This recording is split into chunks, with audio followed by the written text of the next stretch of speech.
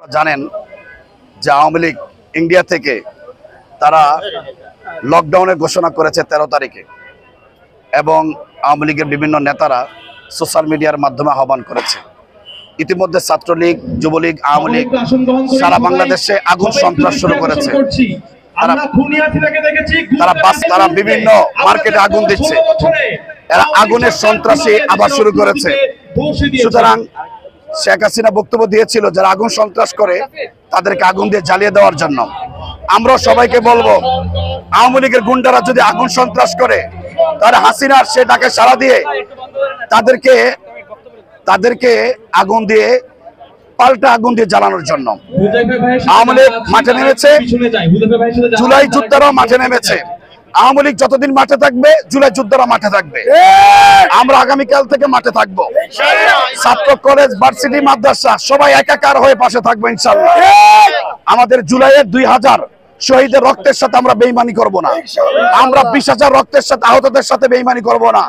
আমরা সকল গাজীরা ঐক্যবদ্ধ হয়েছি।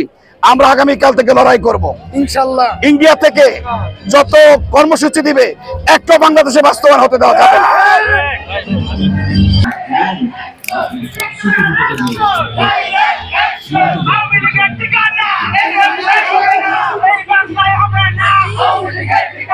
মানুষ আজকে আবার 24 জুলাইয়ের পরে কেন আমরা রাস্তায় নেমে আসলাম?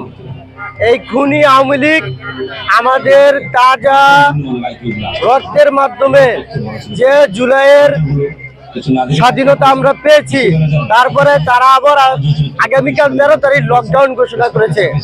আপনারা দেখতে পাচ্ছেন যে কিছুদিন যাবত ধরে তারা প্রত্যেকটা জায়গায় চোরাগুপ্তা হামলা চালাচ্ছে, বিভিন্ন বাসে অগ্নিসংযোগ করতেছে, মানুষের জানমালের নিরাপত্তা রাখতেছে না। এর জন্য আবার আমরা এই জুলাই যোদ্ধারা রাস্তায় নেমে আসছি মানুষের জানমালের নিরাপত্তার জন্য। আওয়ামী লীগকে কঠিন ভাষায় আমরা বলে দিতে চাই, আমরা জুলাই যোদ্ধারা ঘুমিয়ে যাইনি। আমরা আওয়ামী লীগের বিরুদ্ধে সমগ্র বাংলাদেশ ঐক্যবদ্ধ।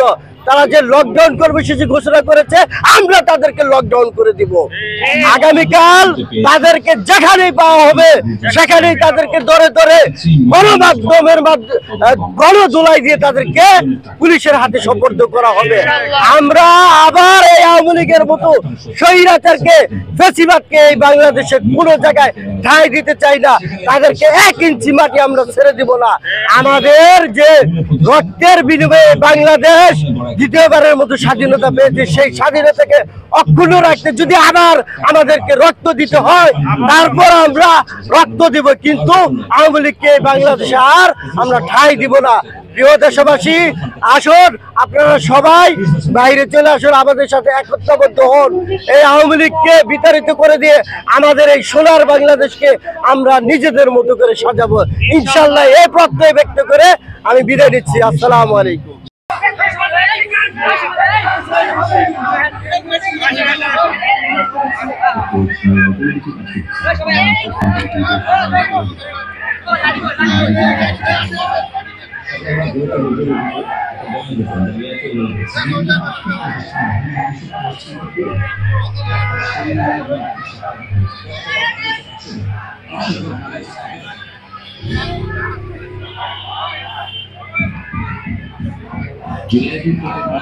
বাংলাদেশ শেখ হাসিনার আক্রান্ত থেকে মুক্তি পাওয়ার পর